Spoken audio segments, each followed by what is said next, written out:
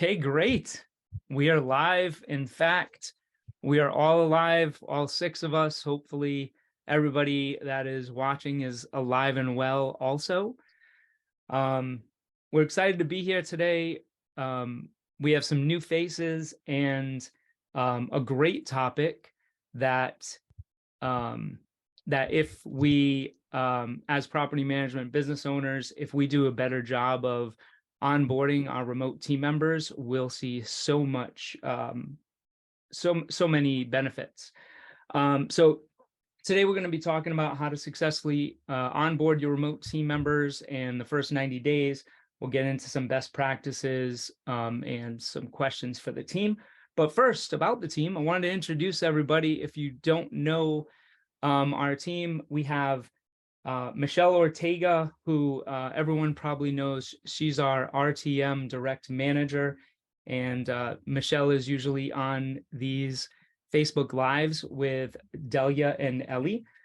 Delia, our marketing specialist, does a fantastic job with all of our marketing and everything she puts out.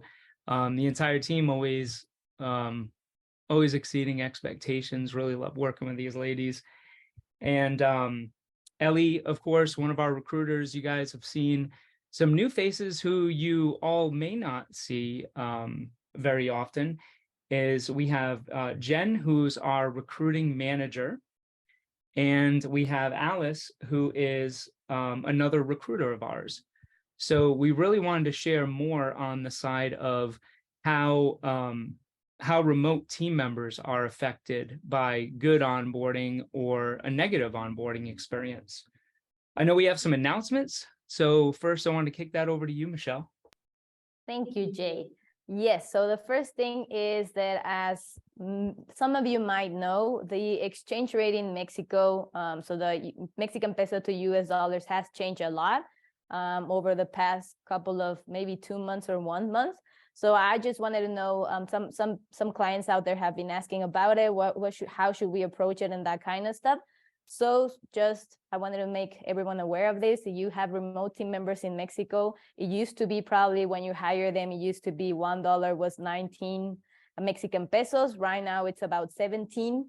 It doesn't seem like a huge difference, but it definitely is. So my suggestion would be, if you have anyone from Mexico remote team members, talk to them and come up with a plan. Usually it would be like whatever their hourly rate, I would just multiply it by 19. So that it's kind of like the correct rate when they were hired, and just instead of working hourly rate, it can just be salary based, or you can just always do the math, but just instead of going to the 17.5, 18 that right now it's happening, just I would consider making it a 19.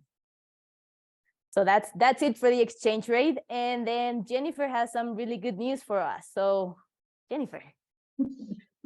Thank you, Michelle. Yes, we do have good news.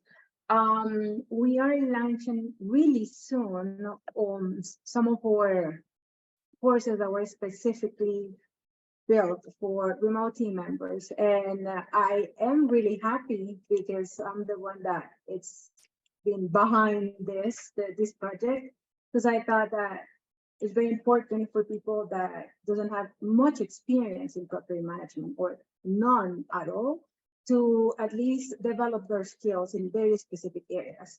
We thought about, or entry-level positions like customer service, or I would say leasing specialist. So we came up with 3 different ones, with a customer service one, with a social media one, but also with the one that it was for maintenance, which is time management. There are a few even exercises that they could, I don't know, probably take into consideration for their daily tasks that will help them a lot.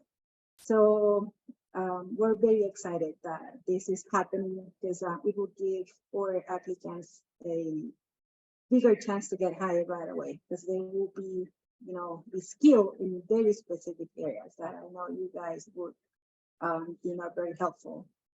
So Delia, it's also, behind the curtain, helping out the launch that we were supposed to do like next week.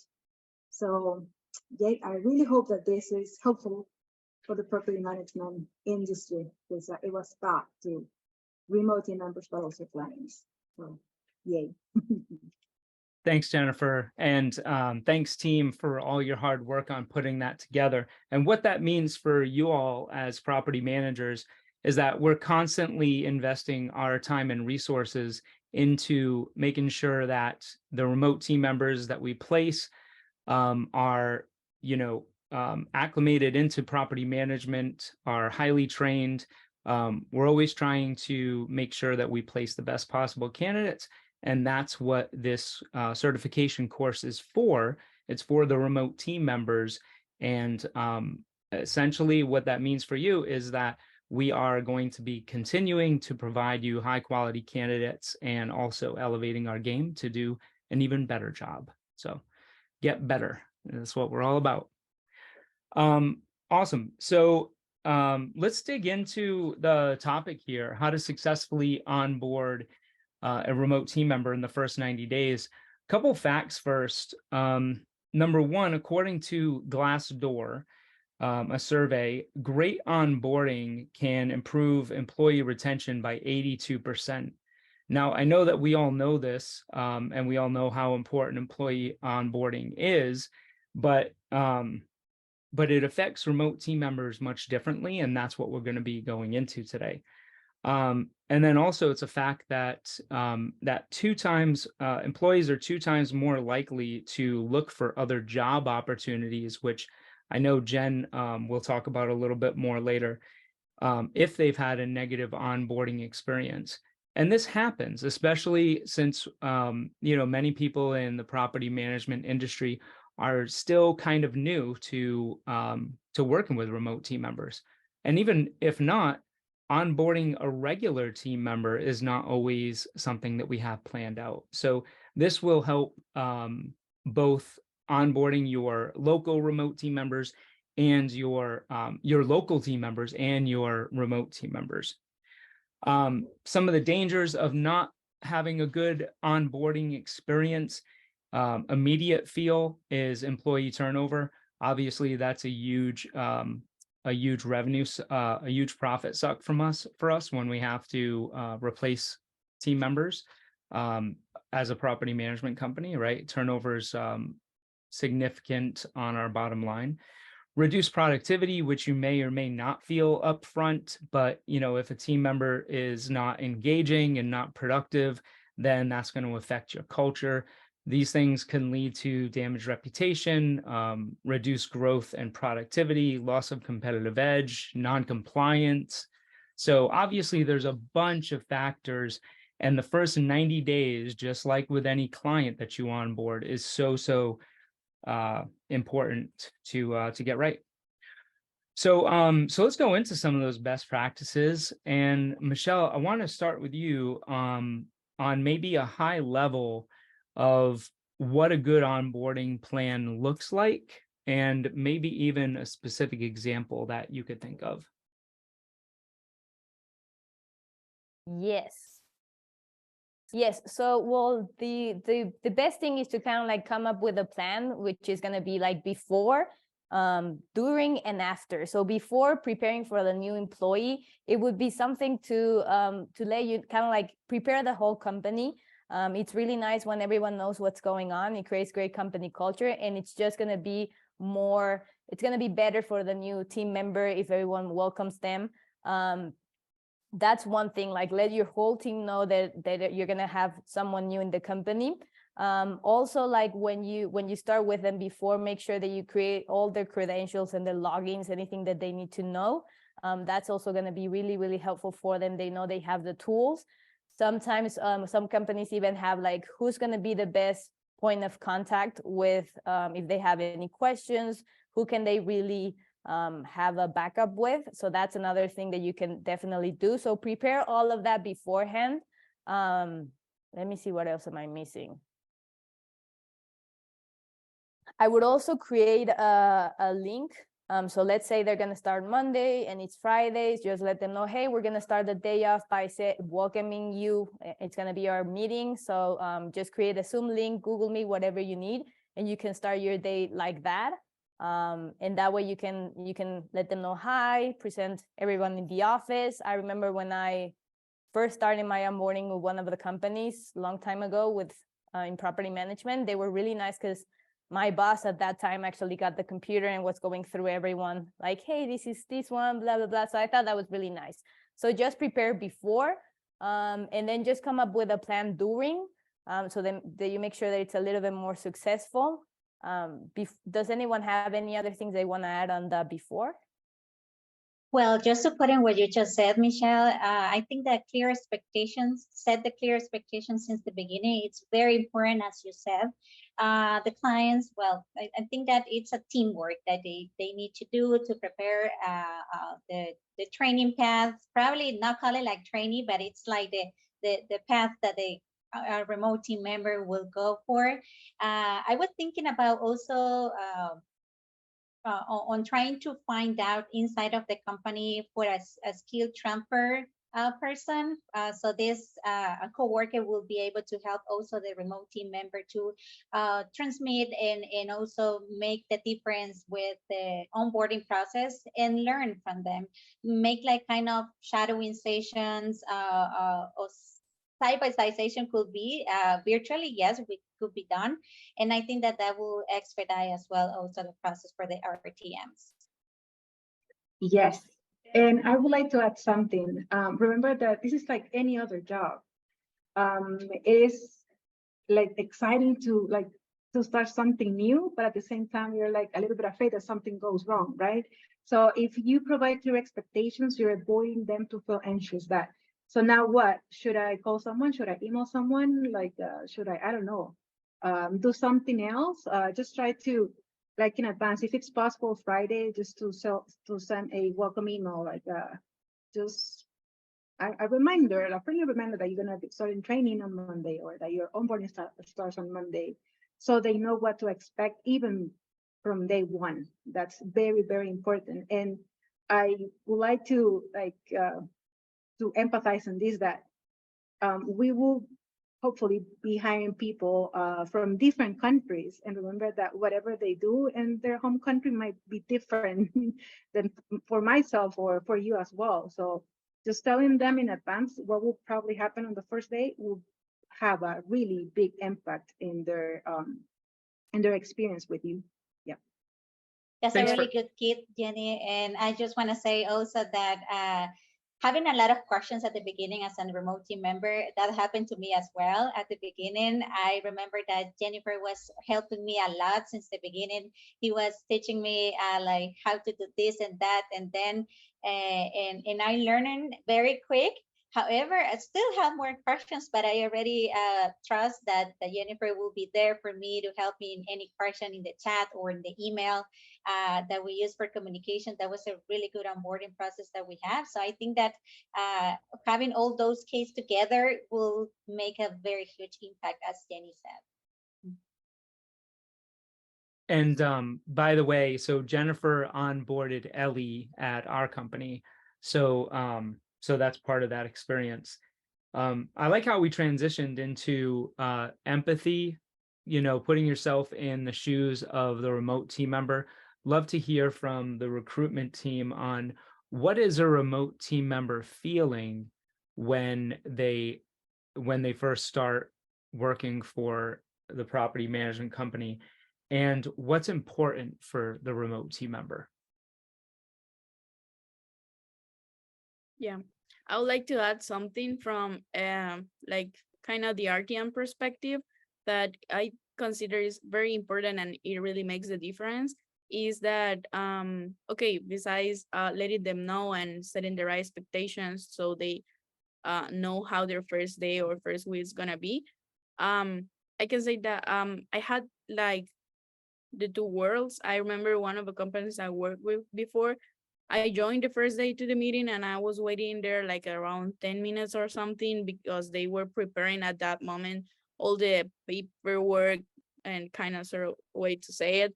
And no one was available, you know, everyone's working, everyone's schedule is ready, especially if it's a Monday and the week starting or something like that.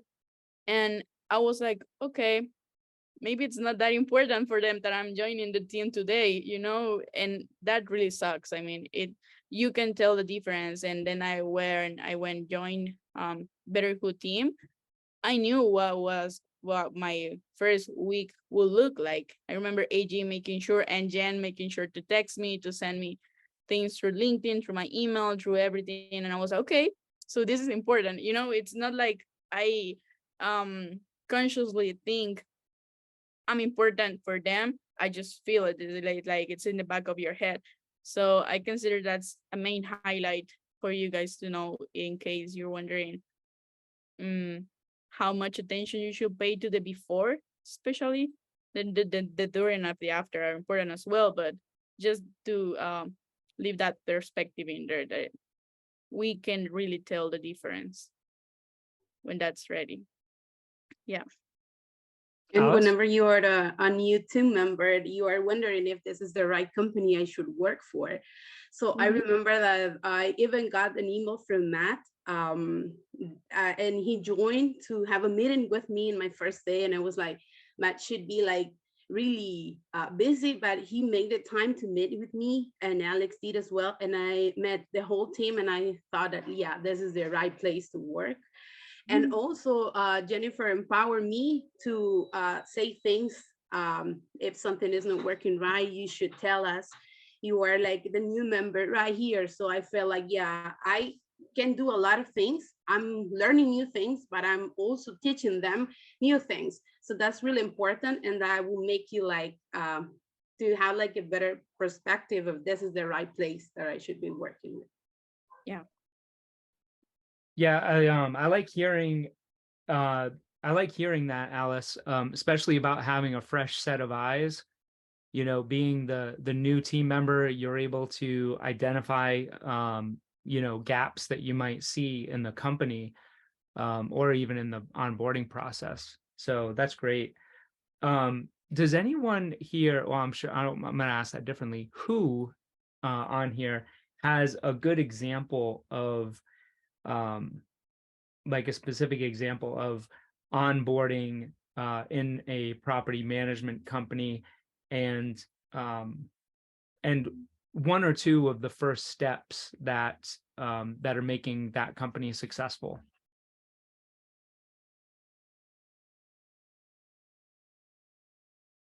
Michelle? Jen? Well, I think it's a little bit of what we said. Most of the ones that are successful, I think the main thing is that they're really they have a clear communication and clear expectations. So it's a little bit more like during the onboarding process, what are you supposed to do? Even like getting to know the company culture, what are the expectations?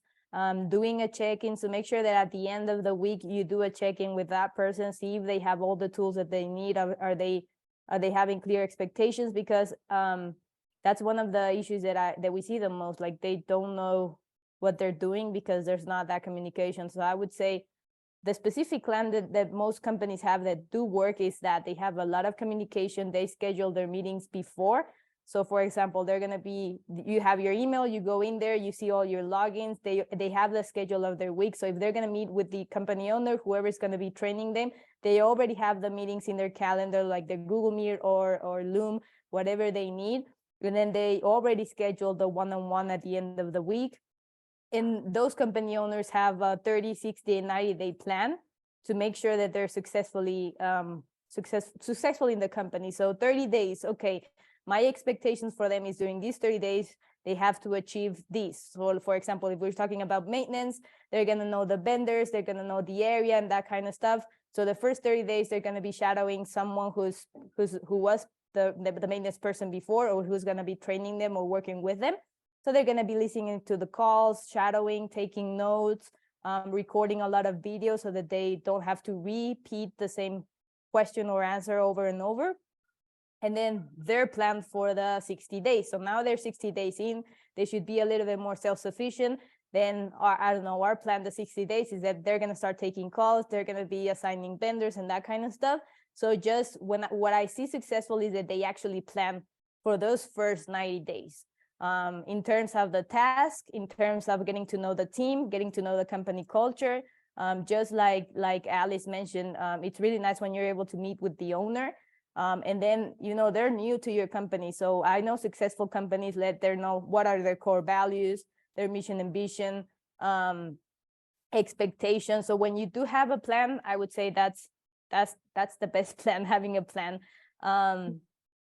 So clarification, it's going to be the sooner that they have clarity on what they're supposed to work, what is their goals, what are their metrics, their KPIs, the sooner they're going to be able to actually fill that role successfully. So that would be kind of like my answer. Companies that do have a 90-day roadmap of what's going to be the best plan for that remote team member. Yeah. Thanks, Michelle. Sorry, sorry. let me recap a couple things that you said. Number one, failure to plan is planning to fail. And you cannot over prepare for a new team member that is joining your company, whether they're local or remote. So this is critical. I mean, we're stressing it so much because this is a point where if you don't have a good onboarding process in the first 90 days, then it's going to affect the entire career path for that team member. It's going to depend on if you have somebody who's sitting on the sidelines, just doing tasks and clocking in, or if you have somebody who's going to be dynamic. And by the way, the 5 ladies, which I love the fact that it's 5 ladies on here, they are all remote team members themselves.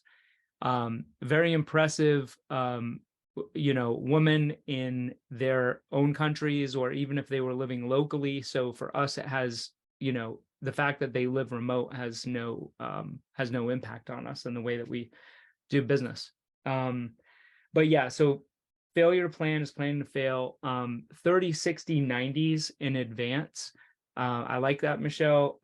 Setting on the calendar the 30-day evaluation. And this is where you should be in 30 days. And these are the things that it'll take to get there.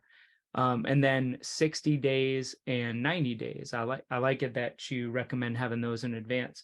And another thing that's not addressed enough, that is certainly a best practice, that, and if you're not doing it now, you should absolutely start, is recording the videos, recording the training that you're doing with the remote team member. If it's training that's going to be specific for them, then I would challenge you to have them record it and to organize it in your Google Drive or wherever you're organizing the your files. Or in fact, you can record it and then use it for future training with other team members.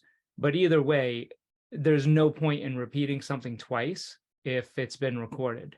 And with ChatGPT, you'll be able to take that recording, put together a comprehensive outline, and really just do some great things with a couple of clicks. You'll hear more about ChatGPT coming soon, but that's my passion. Yeah. Yeah, sure We is. know. Oh, good. Did you want to add something to that, Delia? Yeah, I just wanted to say this is maybe like, I don't know, best practice or something that I felt it really helped with when I started my journey here.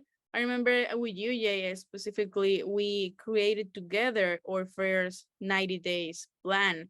And what I want to say here is including your remote team member during that planning. It's very important because you may hear some other ideas or skills that maybe you didn't get the chance to know during the interview process. Maybe they are interested in developing something, or they just have comments on it.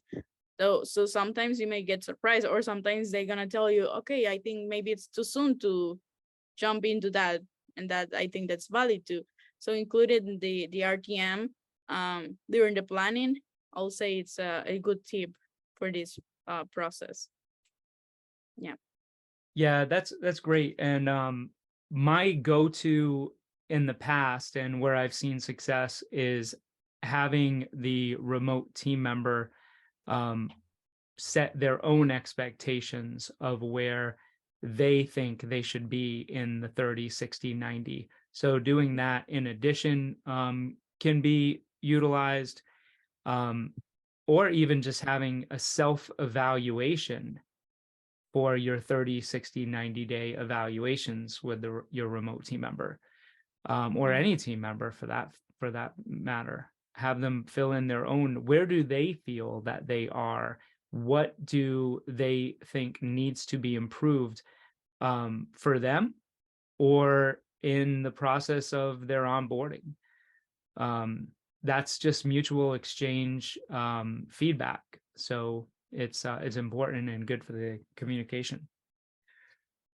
Anything anyone else wanted to add on that topic? Yes, I do. Talking about the 30, 60, 90 days reviews, it will also have a really good impact in the remote team member, because probably, I don't know, we don't know what's going to happen, but they will feel certain that at least you are seeing them in the company for the next 90 days. So they will probably do their best to get to the 90 days review. And it's funny because Alice just mentioned that to me like a couple of days, like I'm going to be 90 days here. So it's like an achievement for them. So planning something in advance, it will make them try to get to the 90 days, and I will also like to add, probably this is just an example of what we were talking before. I'm not going to mention names, but there were these clients that it was very clear with the remote team member. It was, I'm very busy right now, and that's why I need help. So communication was the key.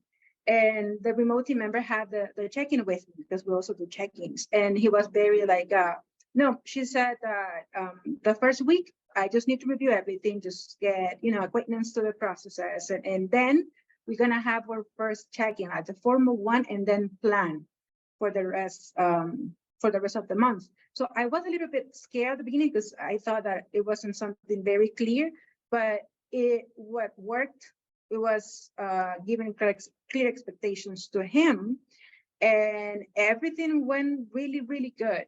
They just had their 90 days check-in, and because I actually was just, probably just wanted to know if it was or not successful. And she was really happy, and he was really happy, and it felt good that just because they did that at the beginning of that of the onboarding, he even said, oh no, I love my job. It's like, it's very rewarding for us as being, the recruiters, that someone is really, really, really in love with their job, because the client provided right expectations at the beginning, communication was really good, and they did have their check-ins. I know for a fact that that's the success, at least for us remote team members, that we know what to expect, at least with the first 90 days. So yeah.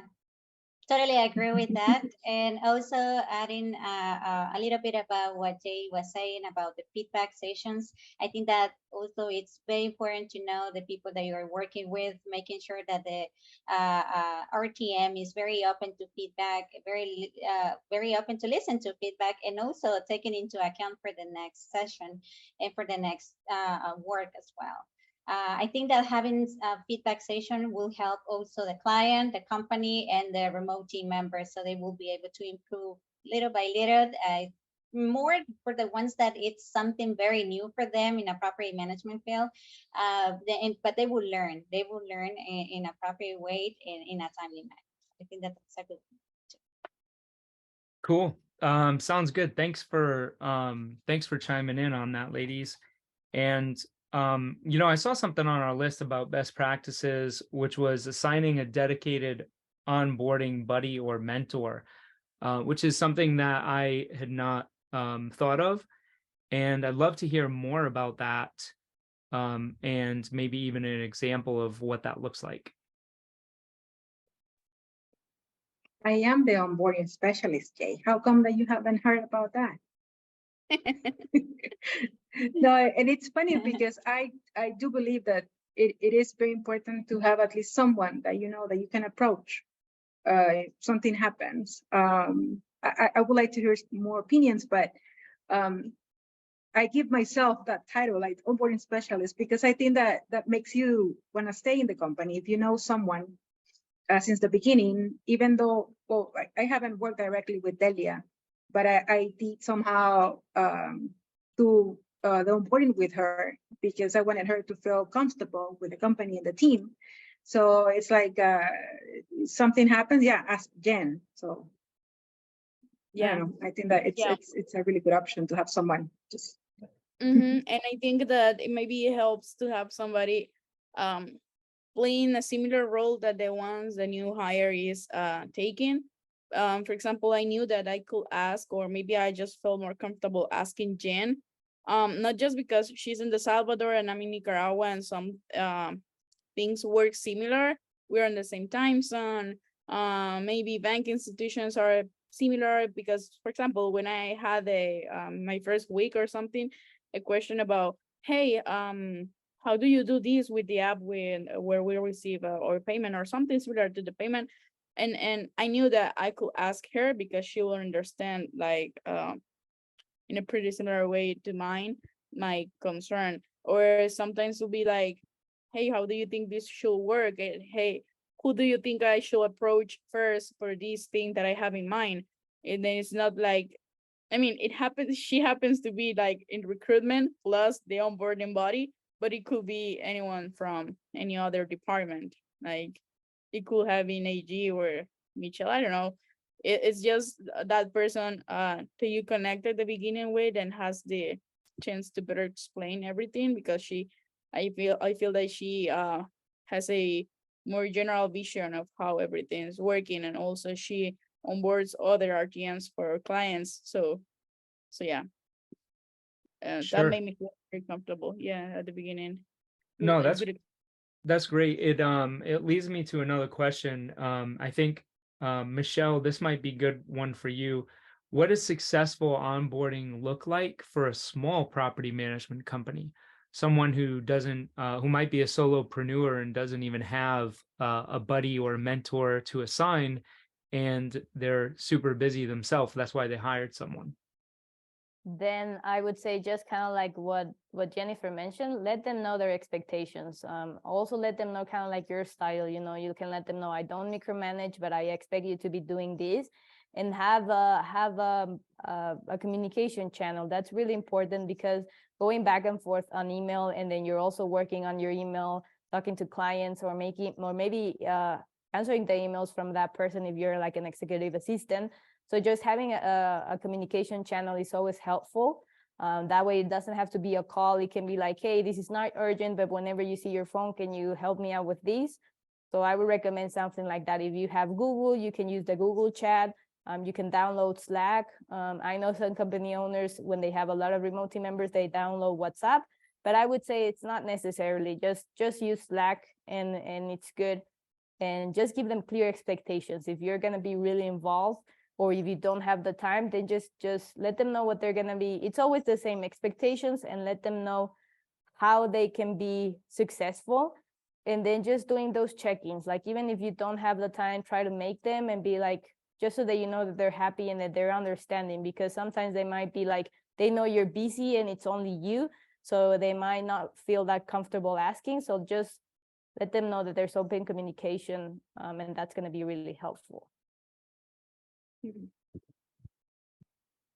Thanks, Michelle. I was trying to unmute myself, but then I muted myself. So I wanted to know from anybody, what happens, what are some firsthand, so recall some of the companies that some of the stories that you've heard from remote team members that you all work with, and or even on the property manager's side, just in ongoing conversations. What happens when a remote team member that is newly hired isn't engaged up front, right? Like there's not good communication or expectations set up front, but they feel lost, kind of like Delia was saying before. If you guys could share some stories about what that looks like. Well, from our perspective, the recruiting team does a great job. So the candidates that we place, they usually reach out and let us know if there's something going on, and then I'll reach out to the client, and then we'll schedule a meeting and come up with a plan. And then we gotta see, is it really the remote team member that it's not engaged because he doesn't care? Is there an issue? Is he actually trying to be engaged and he's just lost because he doesn't have the tools? So it's usually that's how it happens. We get an email from the candidate and we see that there's an issue. We schedule the meeting with the company owner, and then we kind of like try to figure out things and take it from there. But that's how we do it internally. And then we do the 30, 60, and 90-day check-ins. I do those with the clients, the recruiting team do them with the candidates. So we try to make sure that we're all on the same page and that we can avoid anything beforehand. I don't remember a specific story. I can. I do. Yeah, go ahead, Ellie. Go I have ahead. talked a lot. Yeah, I think me too. All right. Oh, I lose my idea. Give me a second. Well, I was Sorry about thinking one of the remote team member, but before I was also thinking about what Michelle was saying, that we not only have the check-ins like 30, 60, and 90 days, we also have constant communication with the remote team members through a channel communication that we have internal. So if anything happens, they let us know immediately. Let's say that if I interview someone, that specific remote team member will also reach me and try to let me know everything what's going on with the client. And then I send the feedback or the comment to Jan or Michelle as well, so they together will be able to talk to the client or send the email to the client just to let them know what's going on with the remote team member and how they feel as well. But I was remember also in an example about a remote team member that at the beginning, she was not too onboarding, let's say like that, because she was not getting like too much communication with the client, and she was asking me, hey Ellie, I don't know what to do because the client just sent me this email yesterday, but today it's afternoon and I still don't have anything from the client yet. So I was trying to help her, like, all right, let's see what she sent, try to ask more probing questions, identify specifically what they want you to do, and it probably you haven't finished what they just mentioned, and that's why they taking a little bit more time. So at the beginning was like, yeah, but she want me to do some calls, but I don't have the tools for me to make those calls. And I was telling her, try to offer like a resolution. Don't say like, I don't have any tool to make any call. So let the client know that you would like to suggest that probably a ring center or Zoom number will help to have that access for making calls out of the country that they are. So those kind of tips that I gave you, I think that were very workable for her, because she sent the email to the client, and then well, probably was a week after that she told me, hey Ellie, I just want to let you know that I'm doing very good with the client. I'm very happy. She's very nice with me. She even helped me then. She liked the suggestion that I gave you. So things like that make us feel very very empowerment as well, because I think that we are helping them also in an internal way, but it looks like they are also proactive with the clients as well. We try to also do a lot of things with them so they will look like they also have good ideas as well. Yes, thank you, Ellie. I just recall something that happened like I don't know, probably like a few months ago, that the client wasn't ready. They didn't have the tools, and the email wasn't ready either. So the client suggested the remote team member to start using their personal email. So the remote team member felt like, I don't know, probably like insecure about doing that because it was their personal email. And just because I knew the client and I knew that that hadn't happened before, I just probably suggest the remote team member to ask the client if that could wait until Monday, because Monday was the day that they would be gonna provide credentials. But that moment that he felt like, why am I using my email? I mean, it was just a one-time thing. Probably something happened and they weren't ready. But just I don't know, that request, it made that, I don't know, that the remote team member felt uncomfortable. And probably if I wouldn't say something like that, you just probably wait, the remote team member would have, just quit, because he probably thought, oh, okay, maybe they don't have the bandwidth to, I don't know, to do this, or is it something, I don't know, fishy going on? Because there are a lot of things, even if it's not the first time that they work remote, you hear things. So probably he just probably thought, this sounds kind of weird. But just because we were there, like saying there might be another option, he felt okay, and he continued, and he was really happy with the company.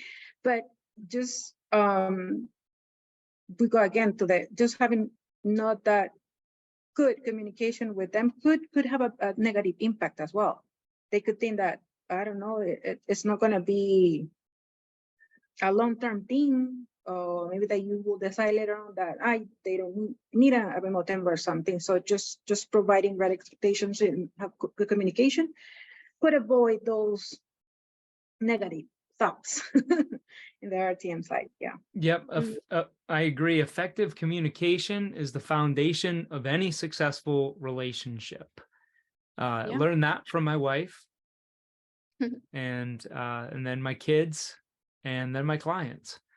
But yeah, really any relationship that we have, and a relationship with our team members where our company really is our family and their family, because that's where we spend most of our time.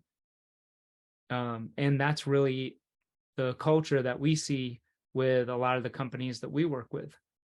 They pride themselves on treating their team members well, and having a good company culture.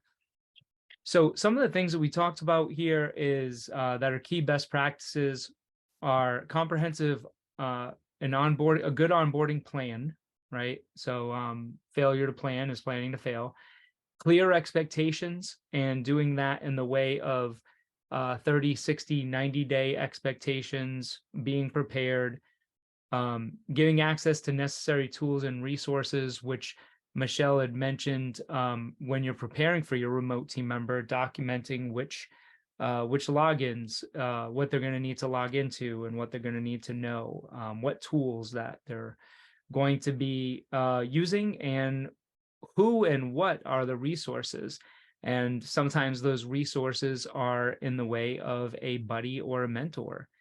Scheduling regular check-ins in advance and feedback sessions, that's important.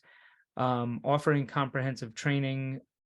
We didn't talk much about that, but we did talk about best practices of recording the trainings that you or whoever is training the team members doing.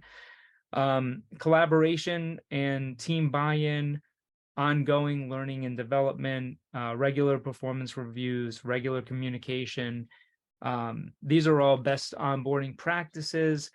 And when you don't have great onboarding practices, well, your remote team member might ghost you. They might be not productive. You might not even know that you have a problem, because they don't feel comfortable to share that. Lack of productivity is and a high employee turnover are certainly some threats when you don't have a great onboarding process.